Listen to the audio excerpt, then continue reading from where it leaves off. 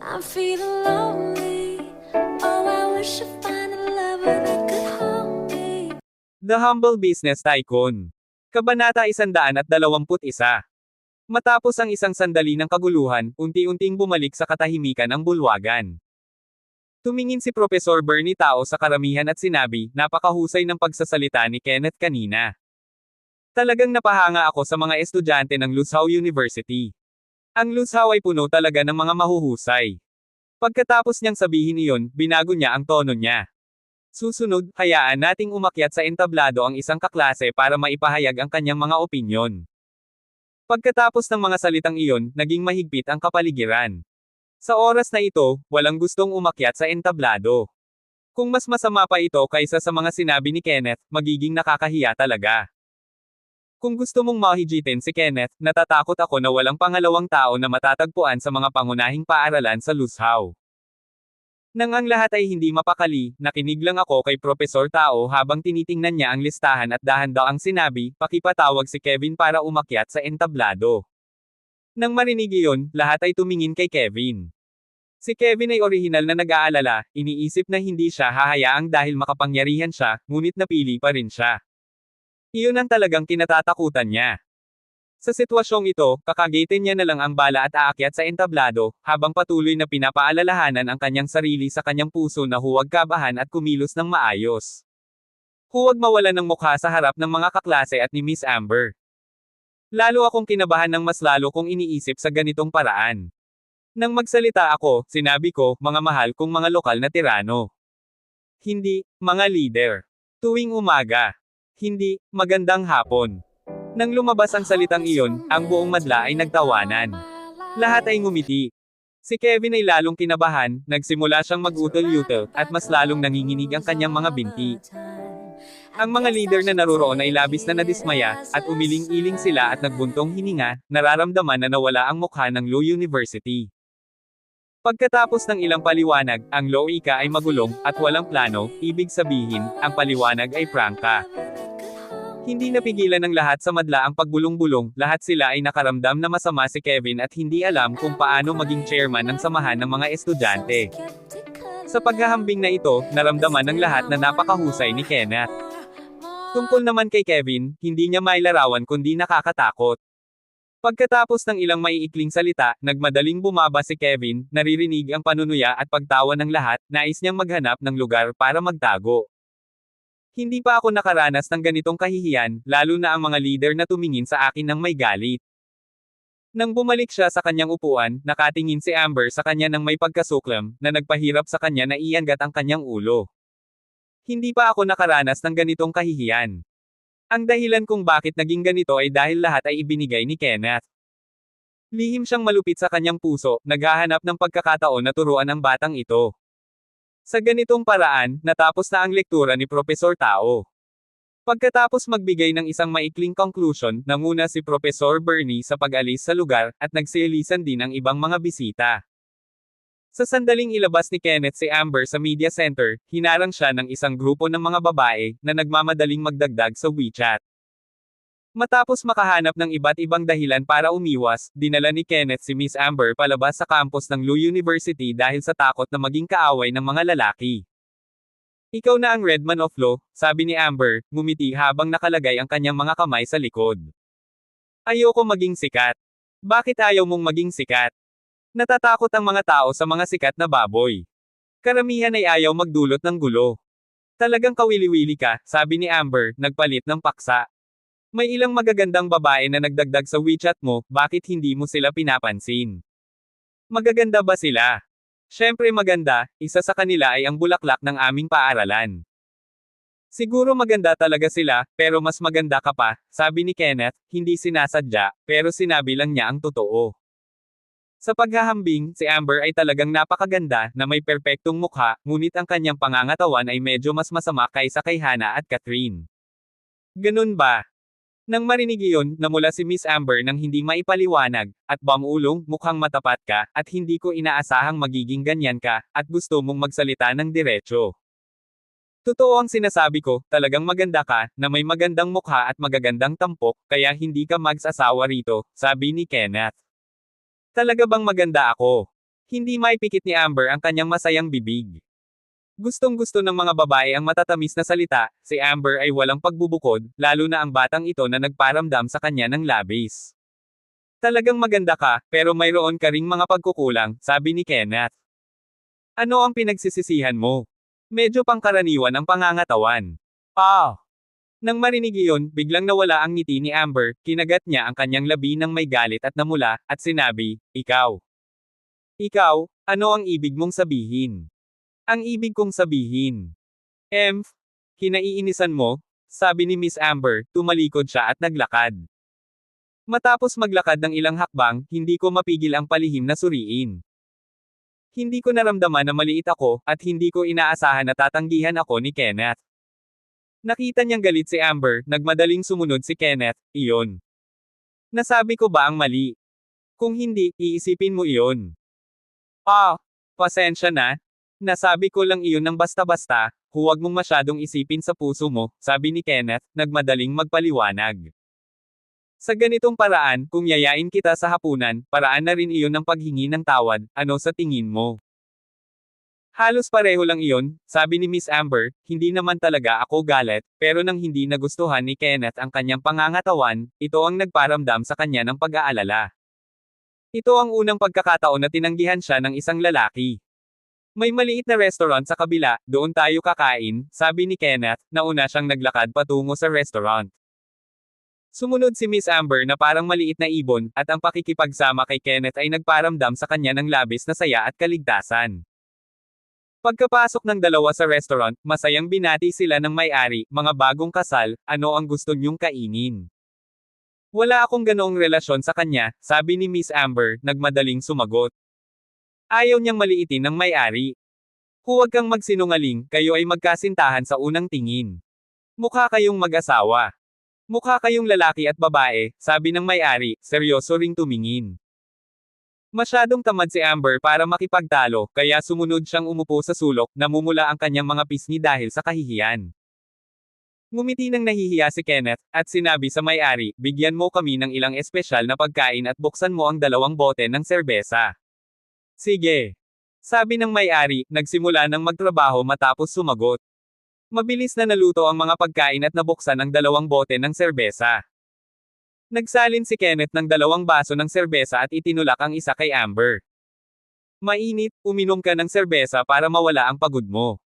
Gusto ba ng lahat ng lalaki na painumin ang mga babae, painumin sila ng alak, at saka gagawa ng kung ano-ano? Tanong ni Miss Amber, kumurap ang kanyang 2 malalaking mata, nagdududa. Wala akong ganoong ideya, sagot ni Kenneth. Alam kong hindi ka aamin, sabi ni Miss Amber, uminom ng serbesa. Ang pangit ng lasa, ayoko uminom. Kalimutan mo na, uminom ka na lang, sabi ni Kenneth, hindi pinilit, at nagmadaling buksan ang inumin at nagsalin ng 1 baso para kay Amber. Habang umiinom at nagkukwentuhan ang dalawa, biglang sumingit si Kevin na may 2 kaibigan. Sinundan niya ang 2 hanggang sa restaurant. Nakikita ang malapit at malabong pakikitungo ni Kenneth kay Miss Amber, halos sumabog ang buong pagkatao niya. Galit na tinawag niya ang 2 kaibigan sa game hall at hiniling sa kanila na lumapit upang turuan ng leksyon si Kenneth at bigyan siya ng masamang galit. Kabanata 122. Boom! Itinaas ni Troy ang kanyang binti at sinipa ang pinto ng restaurant, na nagdadala ng 2 gangster kay Kenneth Wu nang may pang-aakit. Nang makita ni Amber na papalapit si Troy kasama ang mga tao, alam niyang makakalaban siya kay Kenneth, kaya dali-dali siyang tumayo at huminto, Chairman Troy, ano ang ginagawa mo? Gusto kong turuan ang batang ito. Walang pag-aalinlangan na ipinakita ni Troy ang galit niya kay Kenneth sa kanyang puso, sumigaw siya ng malakas. Huwag mong gawin ito, kaibigan ko siya. Anong klaseng kaibigan, malinaw na gusto ng batang ito na ikaw ay makatulog. Sumigaw si Troy dito, at inutusan ang 2 gangster na nasa likuran niya, sige, turuan ninyo ng husto ang batang ito para sa akin. Maganda iyon. Tigil. Nakita ni Miss Amber na hindi maganda ang sitwasyon, kaya dali-dali siyang tumayo, inilahad ang kanyang mga bisig upang protektahan si Kenneth, kasama ako, hindi ninyo siya maaaring saktan. Amber, lumayo ka sa daan, kailangan kong turuan ang batang ito ngayon. Huminga ng malalim si Troy sa kanyang puso, walang mailabas na sama ng loob. Ngayon kailangan kong turuan ang batang ito, anuman ang kailangan upang maibsan ang galit sa aking puso. Kung sasaktan mo siya, hindi ko hahayaan. Ikaw. Nakita ni Troy na ipinagtatanggol ni Amber si Kenneth ng sobra, nanginginig ang kanyang katawan. Sandaling, naging patayan ang atmosfera. Nang mga oras na iyon, tumayo si Kenneth at tinapik si Miss Amber sa balikat, nakangiti at nag-aaliw. Amber, ito ay isang bagay sa pagitan ng mga lalaki, tumayo ka sa likod ko, baka masaktan ka. Pero, huwag kang mag-alala, kaya kong hawakan ang maliit na bagay na ito. Hindi binigyan ni Kenneth si Amber ng pagkakataong magsalita, pinilit niyang ilagay siya sa likod niya, at tumingin kay Troy, Chairman Troy, dahil ikaw ay kaklase ni Miss Amber, ayokong gawin ito sa iyo at bilasan na lang. Ayaw mong gawin ito sa akin, gusto kong gawin ito sa iyo. Itinaas ni Troy ang kanyang ulo, parang isang mandirigma sa oras na iyon. Pagkatapos niyang sabihin ang mga salitang ito, hinarap niya ang dalawang gangster, sama-sama kayong turuan ng batang ito para sa akin. Walang problema. Dalawang gangster ang lumapit kay Kenneth nang may pagmamadali. Nang magkalapit sila ng hindi pa kalahating metro, sabay-sabay na sumugod ang dalawa, pinapalo ang kanilang mga kamao patungo kay Kenneth, nang malupit at marahas. Oo. Nakita ni Amber na napakasama ng dalawang gangster, nagulat siya at halos mapunit ang kanyang puso. Partikular siyang nag-aalala sa oras na iyon, dahil natatakot siyang masaktan si Kenneth ng dalawang gangster. Habang papalapit na ang kamao niya sa mukha ni Kenneth, sumandal si Kenneth at hindi inaasahang nakaiwas sa pag-atake.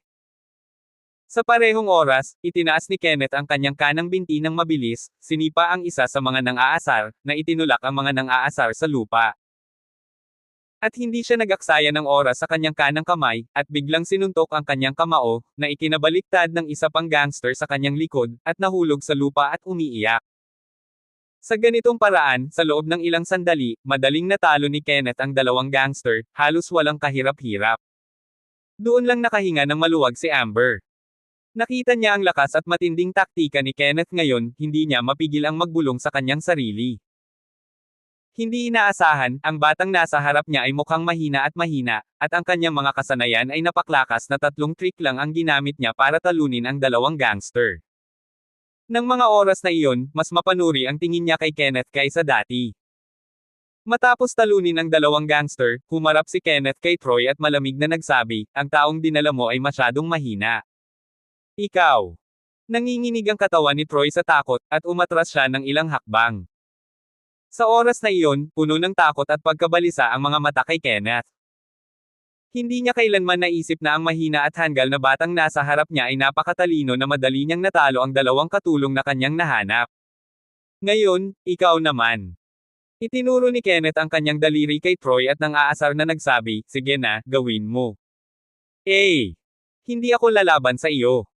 Nagmamadaling nagtago si Troy sa likod ng mesa dahil sa gulat. Nakita ko na ang masamang kasanayan ni Kenneth ngayon.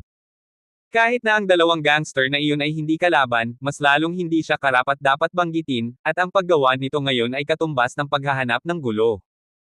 Hindi mo kailangang lumaban, kaya kung labanan ka. Kinuyam ni Kenneth ang kanyang mga kamao at dahan-daang lumapit kay Troy. Sa kritikal na sandali, nagmadaling lumapit si Miss Amber upang pigilan, Kenneth, kalimutan mo na, siya ang presidente ng samahan ng mga mag-aaral sa aming departamento. Ang pagbugbog sa kanya ay hindi makakaapekto sa iyo. Well, para kay Miss Amber, hahayaan ko siyang umalis. Binawi ni Kenneth ang kanyang kamao. Gusto ko lang takutin si Troy, pero hindi ko talaga gusto gawin iyon. Pero hindi ko pa rin mapigil ang magbabala, kung maglakas loob kang sisihin ako sa susunod, huwag mo akong sisihin sa pagiging bastos sa iyo. Oo. Matapos sumagot si Troy, humarap siya ng may takot at tumakbo palayo. Agad siyang tumakbo palabas ng restoran nang madulas siya, dahil natatakot siyang maabutan siya ni Kenneth at subukan muli. Hindi naglakas loob na manatili ang dalawang gangster, at tumakas pagkatapos, at ang restoran ay mabilis na nakabawi sa katahimikan. Tawag. Bumantong hininga si Amber sa kanyang sarili, at ngumiti kay Kenneth, mayroon kang mga kasanayan na makasama ka, at nakakaramdam ako ng seguridad sa iyo. Bakit? Natutokso ka ba sa akin? Biro ni Kenneth. Namula si Amber at nagmadaling tumanggi, hindi ako natutokso, iniisip ko lang na mahusay ka. Dalawang gangster lang ang tumatakas, hindi naman talaga maganda. Kahit na, mas mahusay ka kaysa sa maraming lalaki, at ang poster mo sa pakikipaglaban ay matapang at mapagmataas, na para bang dumaan ka sa propesyonal na pagsasanay. Salamat. Ngumiti si Kenneth. Parang ang pagsasanay niya sa panahong ito ay talagang epektibo, kahit na naisip ni Amber na napaka-propesyonal niya. Og. Hindi mapigil ang bumantong hininga ang may-ari ng restaurant sa tabi niya. Tinitingnan ng mga sirang mesa at upuan sa restaurant, nakaramdam siya ng sakit na aabutin ng ilang araw na kita para maibalik. Nakita ni Kenneth ang lungkot sa puso ng may-ari ng restaurant at naglabas ng 10,000 yuan na perang papel mula sa kanyang bulsa at ibinigay ito, "Boss, ito ay para bayaran ka sa pagkawala ng restaurant." Hooray! Nakita ng may-ari ng restaurant na naglabas ang binata ng napakaraming pera ng sabay-sabay, nagliwanag ang kanyang mga mata, at tumulo ang mga luha ng tuwa. "Bata, napakabait mo." Lahat ng mesa at upuan ay nasira ng mga gangster na tumakas. Hindi inaasahan, kinuha ng batang nasa harap niya ang responsibilidad na magbayad para sa pagkawala, na nagpasaya ng sobra sa boss. Kung nasira ang mga mesa at upuan ng restaurant mo, dapat kang bayaran. Ipinasok ni Sherman ang mga perang papel sa kamay ng may-ari ng restaurant, "Kunin mo ito at palitan ng bagong mesa at upuan. Hindi na kailangan, sobra na yan. Marami sa pera na yan ang para sa aming pagkain at gastos sa pinsalang natamo." Pinilit ni Kenneth na ilagay ang pera sa kamay ng may-ari ng restaurant. Kinuha ng may-ari ng restaurant ang pera at yumuko ng paulit-ulit upang magpasalamat sa kanya, "Salamat mabait na tao, salamat mabait na tao. Sige, bilasan mo nang linisin ang restaurant at magpapatuloy na tayong kumain." Matapos sabihin ito ni Kenneth, hinailan niya si Amber pabalik sa kanyang upuan. Hawak ni Amber ang kanyang bobo gamit ang kanyang mga kamay at tumingin kay Kenneth na parang tanga, "Hindi ko inaasahan na magiging maalalahanin ka.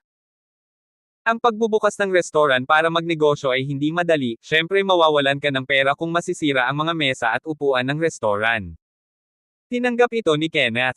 "Para sa pagmamahal na ito, nirerespeto kita." Itinaas ni Amber ang serbesa na hindi pa niya nauubos at ngumiti. "Hindi ka ba mahilig sa alak? Nakikita ko kung paano ka umiinom, gusto kong matuto ring uminom. Natatakot ka bang mapapariwara kita at pagkatapos ay bubulihan ka nila?" Kabanata 123. Hindi ako natatakot. Umiling si Amber at ngumiti. "Naniniwala akong hindi ka ganoong klase ng tao, at hindi mo magagawa ang mga maruruming bagay na yan.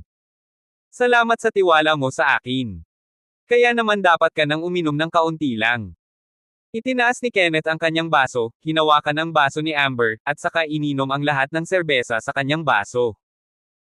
Nagsimula na ring uminom ng serbesa si Amber, ngunit pagkatapos ng 2 lagok, inubo siya at nasamid, mukhang hindi sanay.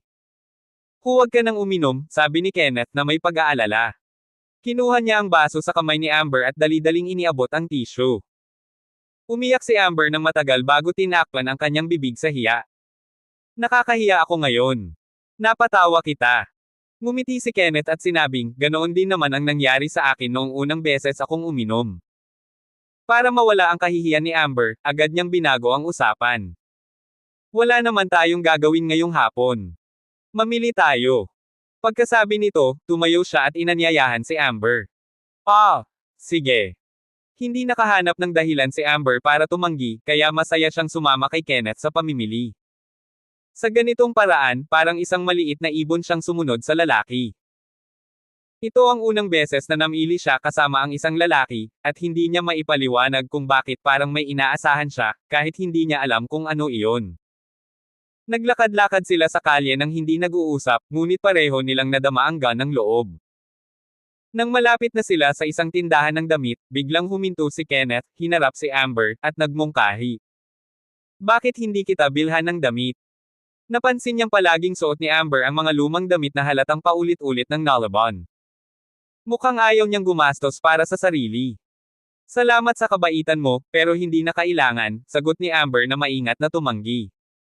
Ayaw niyang gumastos si Kenneth ng pera para sa kanya. "Huwag ka nang mahiya. Tara na, bibilhan kita ng damit." Hindi na siya binigyan ng pagkakataong tumanggi ni Kenneth at agad siyang naglakad papunta sa tindahan ng mamahaling damit.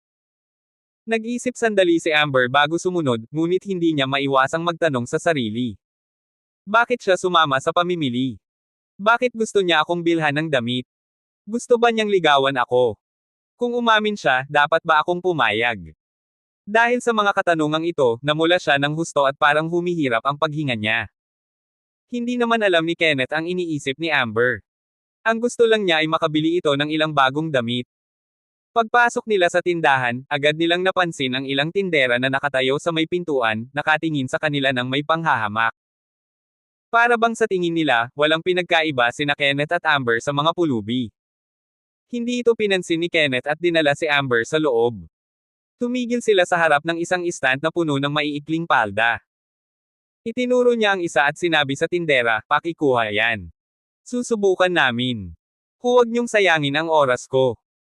"Hindi niyo naman kayang bilhin yan," sagot ng matangkad na tindera, may halong pang-uuyam ang tono. "Paano mo naman nalaman na hindi namin kaya?" Tanong ni Kenneth, may bahagyang diin sa boses. Sanay na siya sa ganitong klase ng mga tao, yung mga sobrang bait sa mayayaman pero wala namang respeto sa mga ordinaryong tao.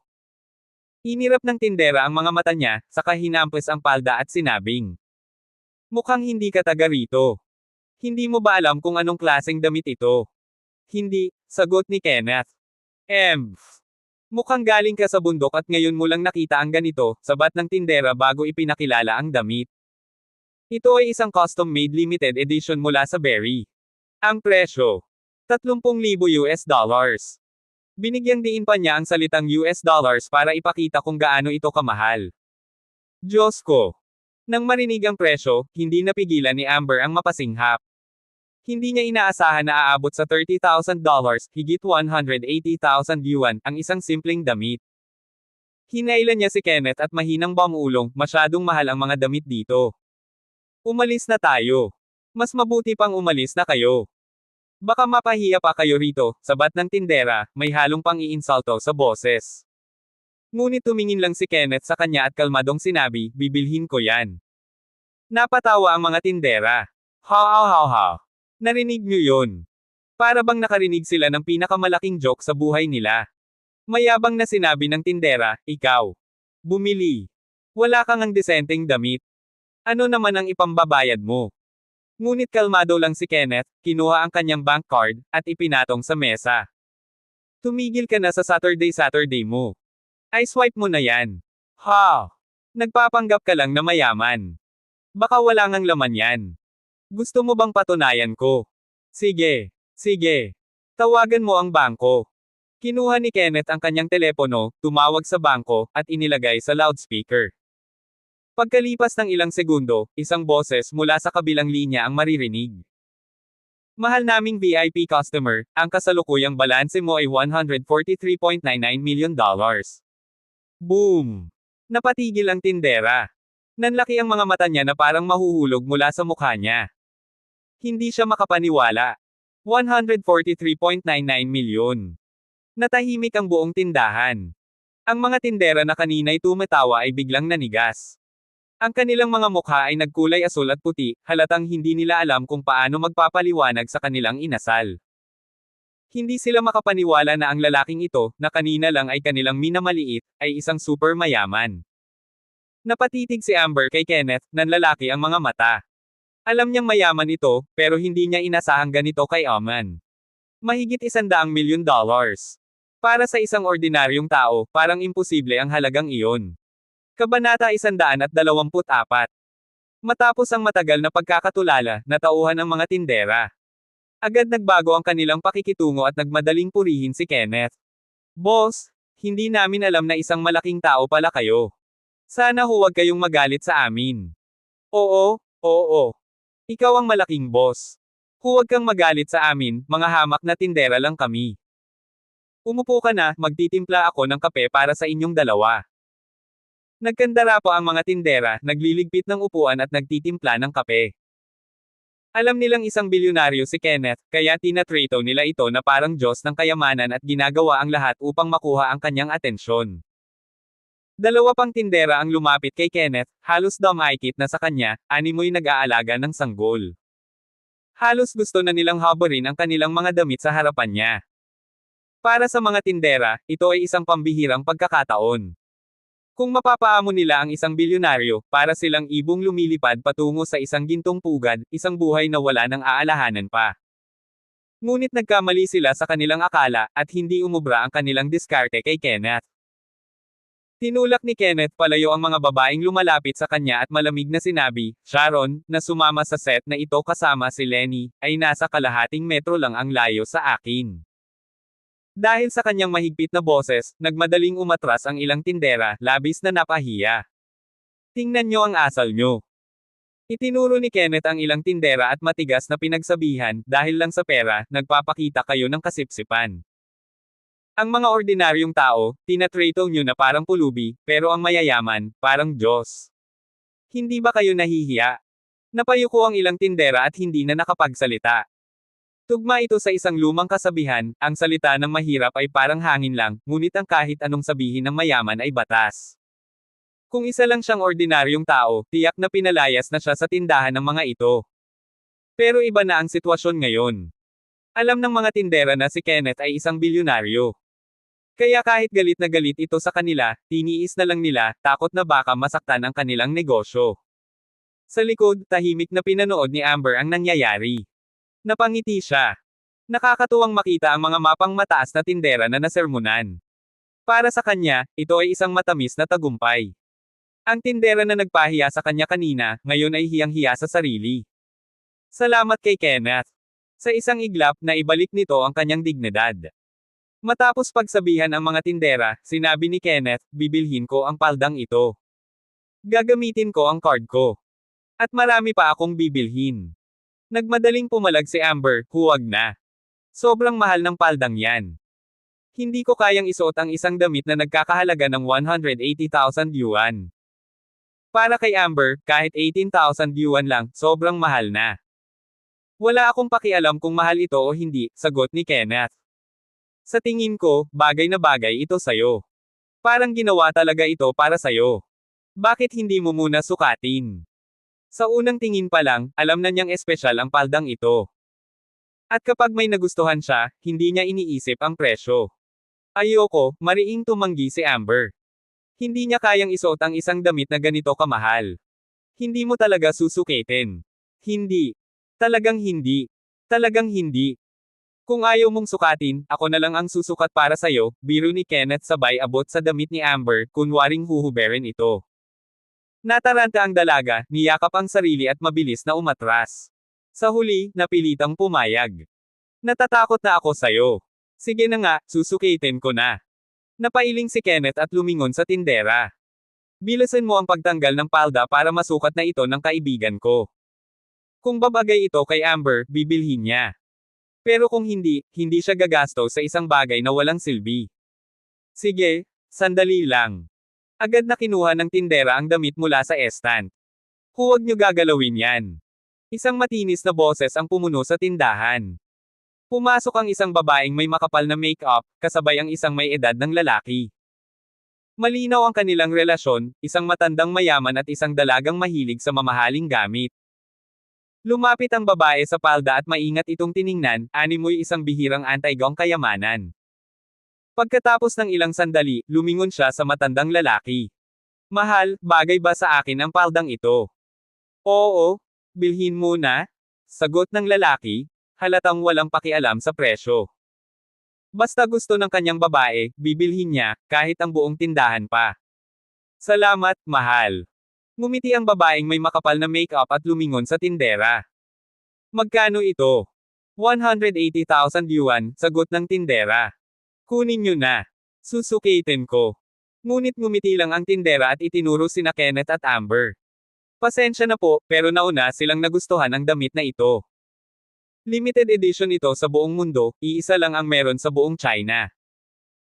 Tumingin ang babae kay Kenneth, at walang pakundangang naglabas ng 200 yuan mula sa kanyang bag. Kayong dalawa, hindi nyo naman afford ang ganito kamahal na damit. Heto, 200 para sa inyo.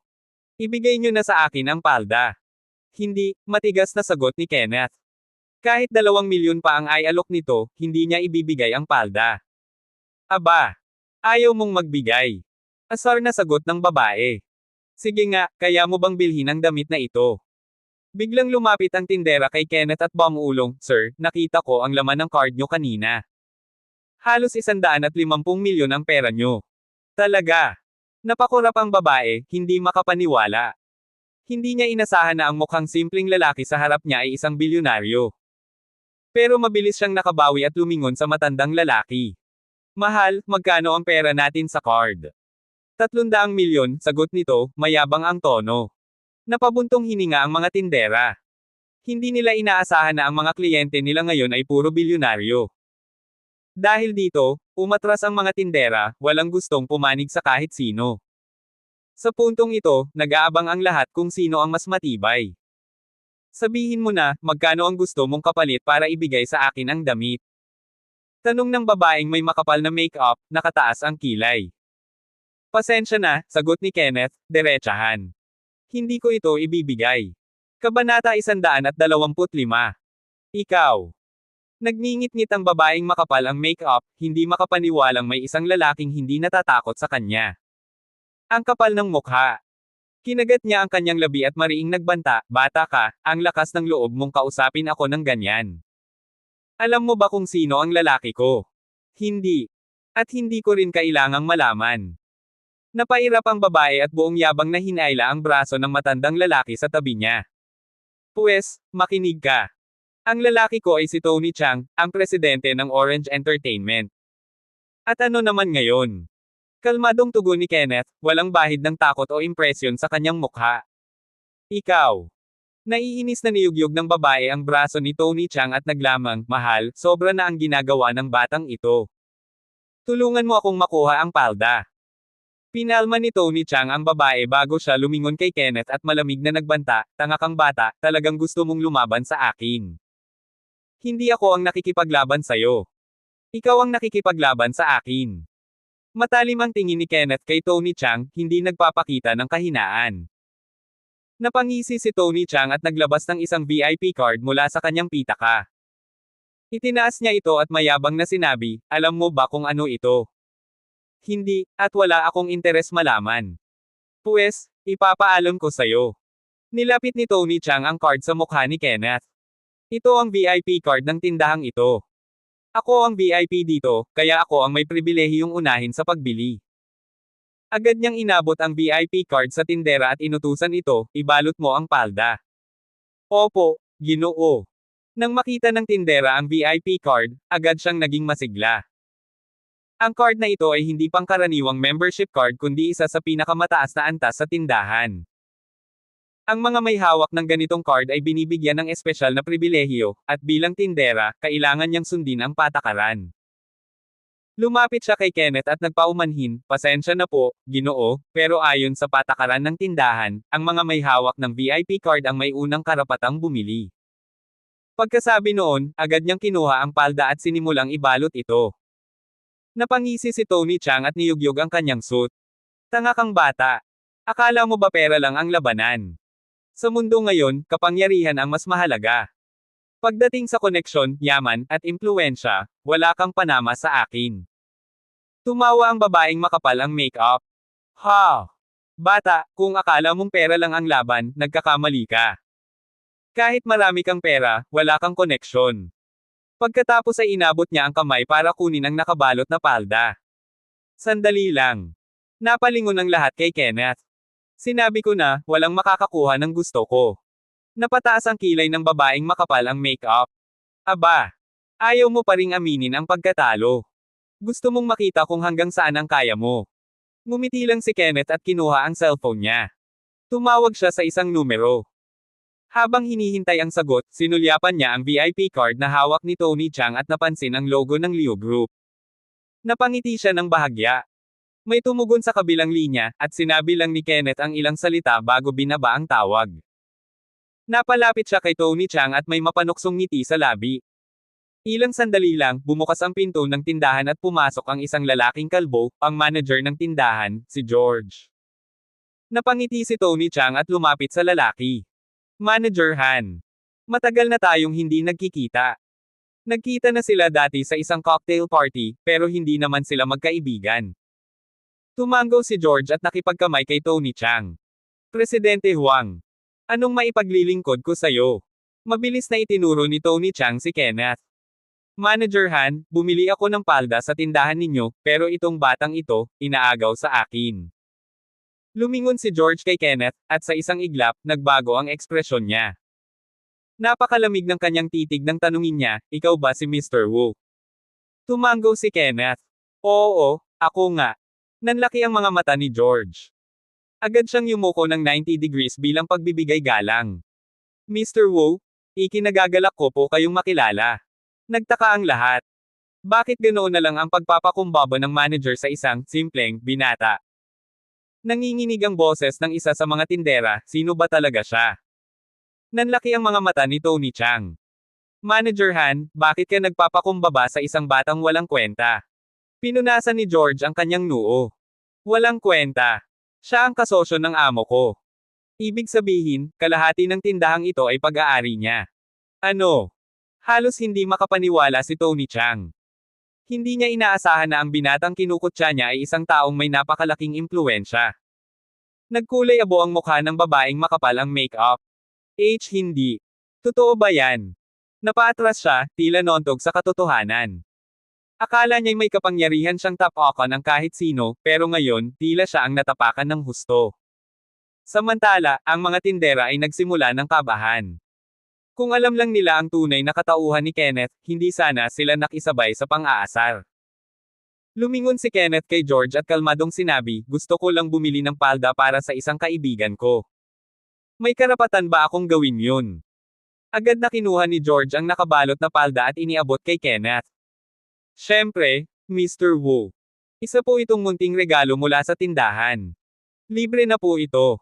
Naku, nakakahiya naman yata. Mr. Wu, kung tatanggihan mo, para mo na akong sinampal sa mukha. Napangiti si Kenneth. Sige, tatanggapin ko na lang. Habang palabas siya ng tindahan, napansin niyang nanlumo ang mukha ni na Tony Chang at ng babaeng kasama niya. Wala na silang nagawa kundi lunukan ang kanilang kaiabangan. Sa huli, hindi lang simpleng palda ang nakuha ni Kenneth, kundi ang respeto na hindi mabibili ng pera. Abangan ang mga susunod pang kabanata ng The Humble Business Tycoon. For more updates, please subscribe to my YouTube channel. And don't forget to like and share. Thanks for your support.